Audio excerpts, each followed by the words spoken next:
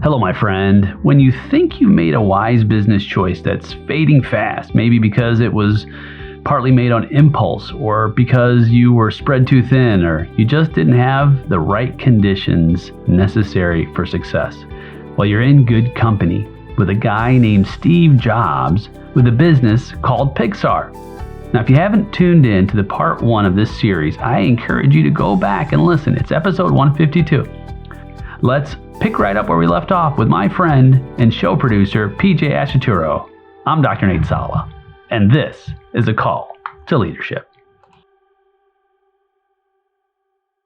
And I just think it's so imperative that we learn from Steve's sort of gutsiness and resolve and trust in his own sort of destiny, if you will. That when the stakes were high, he didn't take the first offer, and he knew sort of the potential.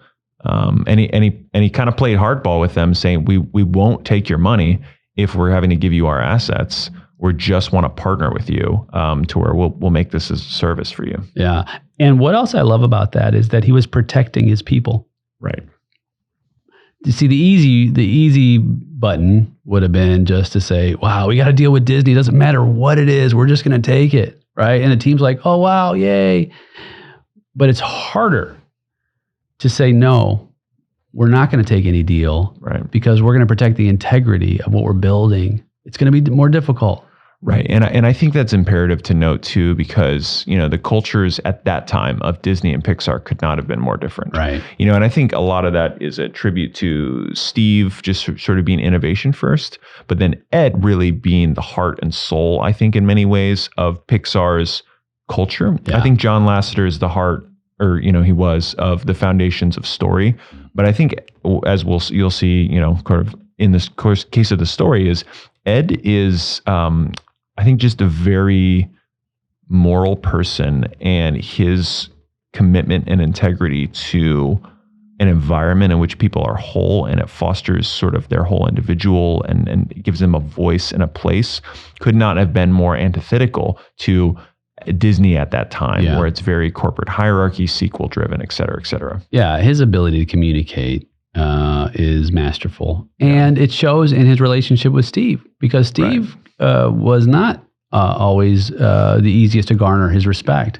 In fact, he put you in the category, one or two categories. Either you were a bozo, right? Mm-hmm. Or you were not a bozo, right? Yeah. And Jobs looked at Catmull as a mentor. And it says a lot. It says a lot about their relationship, because Steve was the owner in terms of the majority ownership stake. Right. But he still looked up to Catmull because of his ability to lead. I believe that 100%, because, I think Steve, I think Catmull really personified empathy. And I think that was something that Steve was learning at that time in his life. Catmull says it a number of times. He said that, initially all the anecdotes we hear of Steve Jobs is, like that we're familiar with, is his hard headedness and all those things. And they said he mellowed out, or his energy levels, I'm being so dogmatic, waned as he got older. But he said really he learned empathy. Steve changed. Like the fall from Apple, was actually the best thing that ever happened to Steve as a person. And he admitted that himself. Mm-hmm. And so this relationship is developing, and of course, Ed is at the helm of the of the Pixar division. And I remember very specifically Steve taking his hands off the wheel and simply giving the instructions to just make it a great movie. Right. Just make a great movie. Yeah. And so speaking, and then on John Lasseter, I think John Lasseter had worked on the script for a long time. And I would imagine they actually started with Toy Story because there's sort of this term in animation that's called the uncanny valley, where if something looks human-like, but it's not, it looks very weird. Like if something looks like a stick figure, you're like, oh, it's a person. And then if it looks like a sort of, look at any of the humans in Toy Story, they look unnerving, they're uncomfortable. So they realized, I think also, like they couldn't actually do a movie about humans. It would feel a little too weird. But then there's obviously then the playful sort of well, I've never heard a story told from the toys point of view. So it was innovative. Right. Well, and it didn't go smoothly, at least for a long time. Of course, as you said, Jobs was hard hitter just as much as Michael Eisner, and blowouts in some of these meetings. Right. And so two very big egos and duking it out. And of course, you've got Catmull and Lasseter in some of these meetings as well. And they're like, okay, what's happening here? Right. And Disney wanted to run the show. They did. Yeah. And even with the script. And actually Disney told them, like Andy's kind of in the first draft of Toy Story, Andy's really goofy and he's silly and he's kind of not taken seriously. So they're like, no, so Disney told them we want more of a gritty, darker Andy, and then they changed the script to I'm saying Andy, I'm saying Woody. Mm-hmm. Thank you. They want a gritty, darker Woody. And so the second draft of the script they brought back was Woody being so jealous of Buzz that he threw him out the window, and he was like the most unsympathetic character. And Disney shut the production down. They were saying, we're not giving you any more money until you fix this. And like John was like, if you just let us trust our instinct, we wouldn't have done that. But then, so for like 3 months, like all they did was worked on the story. And then they kind of came back with actually this really good synthesis, because I think Woody is a really complex character in that he's really likable, he's charming, but he falls sort of, his Achilles heel was, he's jealous because, he didn't have to make space before for being second best. And that's why it's relatable. That's the heart of the film. Yeah. Well, I love how there was real true possibility that this was not going to happen at all. Right. If Disney shuts the production down because they're not satisfied with the output, it's over. Yeah. And just think about the stress. I mean, you're in filmmaking. Imagine. Oh yeah, dude. The amount of parallels, like literally, I originally, when I started making the movie, I keep saying the movie we're working on, the script that I wrote, 2 years ago was a live action movie. And then due to industry factors and just sort of new opportunities, it's worked out better to shift to an animated TV show, which is totally out of my forte. I've been a live action filmmaker for, 15 years. And it's crazy to kind of go through a lot of these parallel things with sort of figuring out the heart of the story, what's the animation process, and then managing sort of to some degree. So this has been a lifeline, this book. Yeah. Well, and he's such an incredible writer too. I mean, yes. Catmull really, he's so eloquent in his writing. And that's, I think, part of like just drilling down to creativity, because creativity by nature is curious about the possibilities to overcome any obstacle. Mm. And so, where the obstacle with Disney is, there's also creativity to say, well, let's find a way. Right. Let's find a way. And that's the heart of creativity, is let's find a way. And we often will maybe dismiss the possibilities when we are thinking too narrowly. Yep. Yeah. I think we do. And I think I think we think of these stories and we see all the successes and we discount the self-doubt and failures. And then when we experience those same things in our life, we think like we're an anomaly or we're an imposter because we're having all these problems. And it's because we don't have, we had the visceral reaction to pain in our own lives, but we don't obviously know the pain of and self-doubt of someone like Steve Jobs. We just see the pleasure and the exultancy of them. Right. Yep. No, that's it. And so let's see here. We're in the midst of this production, and what's happening with Ed? Is he involved in? We're still selling these computer units, right? The computer is this hardware, right? We're still. Right. So what I think happened is when they started to strike the deal with Disney and sort of begin production on it, I think they realized that they need to actually shut down the hardware division and go all in on this sort of new endeavor. And Steve, to his credit, sort of on a dime. Remember, at this point he had sunk $50-70 million into, a lot of this. On a dime, Steve said, we're dropping, sort of the old business model, and we're going all in on really Ed's dream that he had since he was a kid of making an animated feature with computers. And so another one of my favorite details of the whole book was Steve's foresight into the kind of next plays. We talk about almost like Game of Thrones, like politics / sort of strategy in this. So here's what Steve Jobs predicted.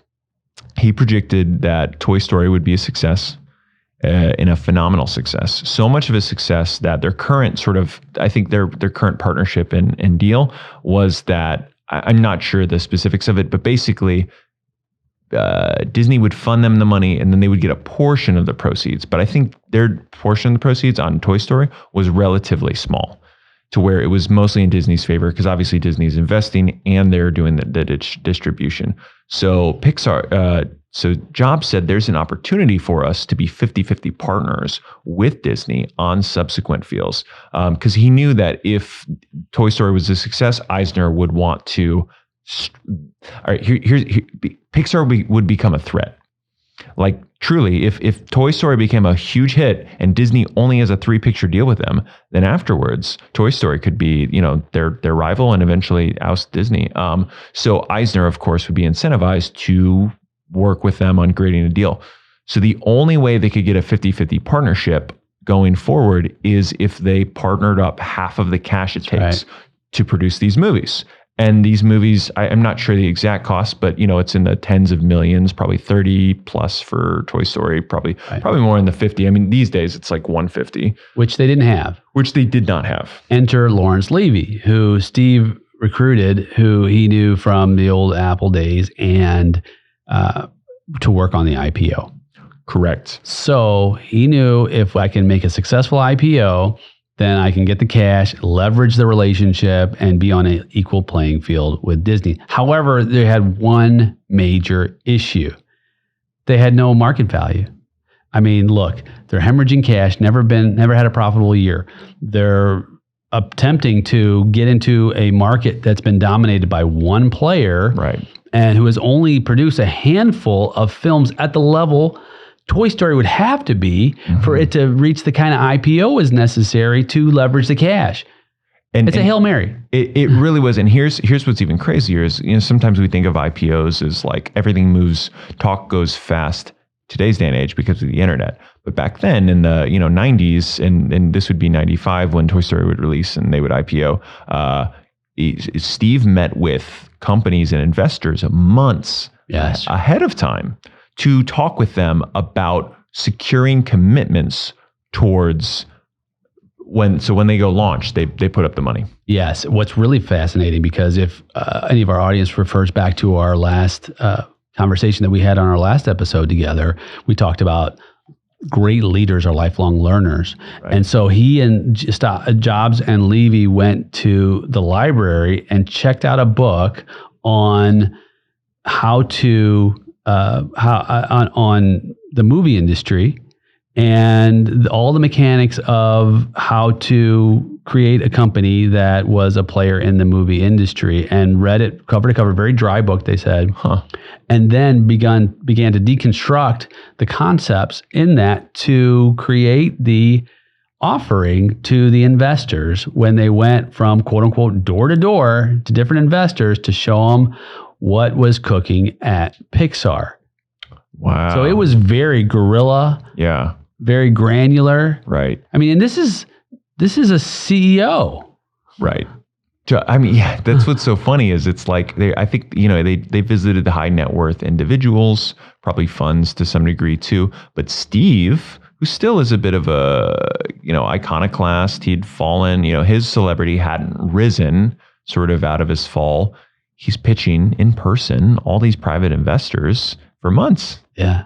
Crazy. And I don't think they had the portability to showcase the film. Right. So it's all on Steve, really, to articulate and win and woo these investors to this IPO. Yeah. Crazy. And all the time as this is happening in the background, and I guess you tell me what the proper language for this is, but where they can show parts of the black and white sort of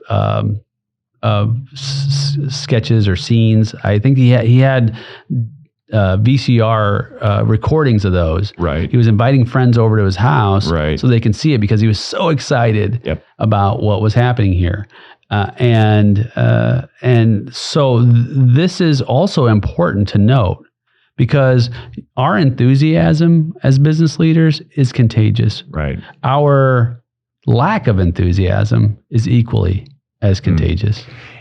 I think that's the most understated sort of aspect of leadership is passion, excitement, which of course stems from curiosity, right? It's like sinking our teeth into something. It's like a secret that we found. And really, back when some of my favorite kind of pastor figures too are the ones who are the most actually sort of passionate. They were curious. They were like, it was like there was a question that they couldn't answer. And I think that's honestly just a great mark of all communicators. It's not even just the kind of leaders in a business. It's that I've had some quest I have to go on, but I found the answer and I'm bringing this sort of back to the village. And now I'm acting as a mentor to you who begins your quest. And I think this can help you on your quest. That's the story brand journey too, right? Yeah. You know, and it has to be special. Mm-hmm. And when I say special, it has to be set apart. Right. Right. So that's part of this. That's part of innovation is setting yourself apart to stand out in the crowd and getting others excited along with you about this new iteration of the whole journey. And I think that's what's happening at Pixar. And so unpack a little bit about how this, the CGI or this, computer graphic imagery imaging is different than traditional animation at the time. Yeah, I mean, it's interesting in that, most animation prior to Pixar was hand-drawn, and how the animation process goes kind of on a layman's terms is you have a key sort of animator who creates sort of, let's say there's a shot sequence. So it's like Andy picks up Woody and he puts him down in another place. So the key animator creates frame one from that sequence and then halfway through and then the ending one. So then there's an in-betweener which kind of fills in sort of the details, which that's less skilled than sort of the main one. But what's really interesting about computer animation, obviously, is that they're pre-building models and these models stay consistent throughout. So there's really almost no divergence of quality as far as like characters and backgrounds and all those sort of things. It's smoother. And really the lighting conditions and sort of, I think it feels more real, more three-dimensional, obviously, because the techniques they can do is just unparalleled with water effects, waterfalls, and really, in a sense, productions should be ideally cheaper and faster as a result of this. And so if you think about how Steve and Catmull and Lasseter envisioned this, it's really a carrying forward of the torch. Right. That you talked about innovation that Disney set forth 75 years earlier with his Alice comedies or with Oswald the Lucky Rabbit or Steamboat Mickey, right? Yeah. And equally interesting is that they were also born out of some trial or tragedy in moving forward. They needed this. Right. Pixar needed this. Disney needed Steamboat Willie. Yeah. I mean, and so, of course, what is the old saying, right? Necessity is the mother of invention, right? Yep. And so this is another piece to the conversation that's, I think it's important to share is that, what are we doing to continue to carry that torch forward in an industry that we're super passionate about? I mean, Jobs felt the same way about the tech industry and Silicon Valley. And he actually visited with the pioneers of Silicon Valley and said that he wanted to be a part of the next generation that would move progress forward. And so Steve was a deeply personal leader. And I think that's what's really interesting too, is that one of so a few, like Ed remarks on like, I think his name's Larry. I think it's Larry Bird. It's not Larry Bird. It's Brian Bird. Excuse me, not the basketball player. Brian Bird, who's the director of Iron Giants. If you remember that movie, for I don't know, Paramount or something like that back in the day. he had an offer to work at Warner Brothers around the time he had an offer to work at Pixar. And he was trying, Warner Brothers is Warner Brothers. They're huge. And Pixar, sort of only had 1 or 2 films at this point. But what struck him, the difference is that Warner Brothers hadn't got back to him in a few weeks. And when Steve Jobs called him, Steve Jobs, like at this point, he's back in Apple. He calls him and he says, hey, just introduce himself and all that kind of stuff. And he's like, Ed told me about Martha, your wife, and you got 2 kids. Just want to say that's wonderful. You ever want to come over and have dinner sometime? That'd be a delight to me. And he said, like, I don't even know what Warner Brothers deal is, but I don't even care, because if I get this level of like intentionality with Pixar, it's going to be a far better place to work. Wow. Yep. And they continue that, because even with Toy Story, I think Steve Jobs personally called Tim Allen and Tom Hanks to get them on the film. Yeah. Which is another, again, this is a repeat of what Walt was doing to get people on Mary Poppins, or get people in any one of his movies. He was personally involved in the recruitment aspect of these A players, these key people. Right. And I think that speaks to us today. Right. And we've got to get out of our ivory tower, and we've got to get on the street and get involved in whatever capacity our genius zone best lends us to reaching our goals as a team. Yeah. I think that's imperative. I also think it goes to show that, like, just the human connection, the human touch is. I think because most people oftentimes are so, not lazy, but like we take it for granted. And so it stands out all the more when we do that personal touch. Like actually how we sort of got a call back from our parent company is because I was at this big crypto conference, and I noticed that everyone was just dropping off business cards at their table. And I was like, you know what? That just seems so lame. I'm going to bring a bunch of food. So I'd like dropped all the conference stuff, and I went out across town, got insane amount of jugs of water, Cuban sandwiches, all these kind of stuff. And I brought back, and I just tried to hand it out to each individual team member, shake their hand, let them know, love what they're doing, would love to connect sometime. And sure enough, they call me month or so later saying, I don't remember anyone. I didn't call them back, but I remember the water. And it makes a difference. Yeah. Stand out in the crowd. Yeah. And that's ultimately what Pixar was attempting to do, which was, again, it was a monumental feat. Right. Your first time out, by the way. No track record in making movies. Right. And then in the release with Disney. So Disney had a lot to risk too. With Snow White, it was the same thing. It was his first, it was the first actually full-length animated movie and ever. That's crazy. Yeah, and knocked it out of the park. But was it stressful? Yes. Were there tons of naysayers? Absolutely. Right. But the approach of creativity. Even the hand drawing of how the body movements were, and studying real people and how they moved, and his animators, and teaching them, and being involved in that process very directly, right, and encouragingly, and helping and getting the right. He had to get his brother to help get the money. There's all kinds of things going on, right, to help make this real. Yeah, I say this. At the risk of sounding sometimes too spiritual, I say that every film is a prayer, in the sense of, I think that all of it's like a hope. It's like a hope for the world, because we have a message kind of embedded in every film. But then I think that every film that actually gets made is a miracle, because there's 1,000 factors that have to go wrong, that are have to go right, that are entirely outside your control. Yeah. And it's the same way in business too. Like we think oftentimes, we hear the term, which I hate, to be honest, everything is self-made billionaire. Right. There are no self-made millionaires. Like no one exists in a silo. No one raised themselves. No one, had all, like we're affected by all these outcomes we can't quantify. And another term I hear is hindsight's 2020. It's not. We don't know.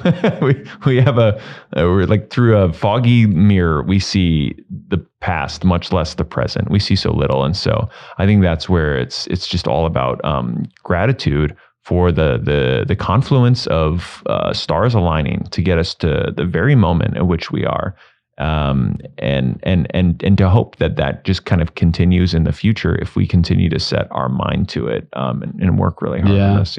Yeah, and that's exactly what's happening in 1995. Mm-hmm. So setting the stage for what's going on.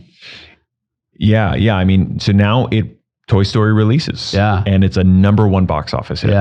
Yeah. And so it's I mean, exceeded expectations.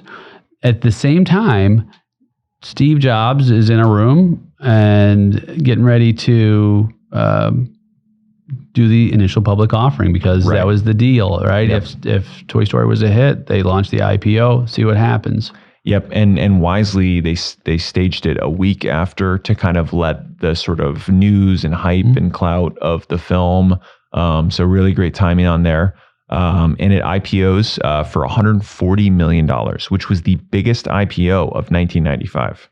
Yeah, crazy. Yeah, so he walks into a room next door and makes one phone call. Yeah. He makes a phone call to his buddy, the Oracle owner. Really? Yep. And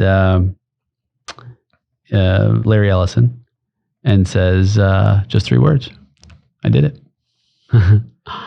And what he was saying was he became a billionaire. Yeah. That's when he became a billionaire with the ownership of the stock. Interesting. Yeah. And it wasn't Apple that made him a billionaire. Yeah. Now, of course, later we learned that Pixar made him a multi-billionaire when Disney buys them, but we can talk about that in another episode. Which made him the largest shareholder in Disney single-handedly. Crazy. Yeah. They bought it for $7 billion later, all because going back, he didn't cave in the first deal. If he caved in that first deal, they would have just absorbed them slowly. Yeah. Or if Microsoft would have bought him. Or if Microsoft, or if he sold for whatever, even $90 million. Yeah, just to get out of debt and have a few bucks left over from his 7-year journey. But it just reminds me of like, well, what if you fail? Is like the question we hear all the time as entrepreneurs. But I think the question that needs to haunt us even more is, what if we succeed?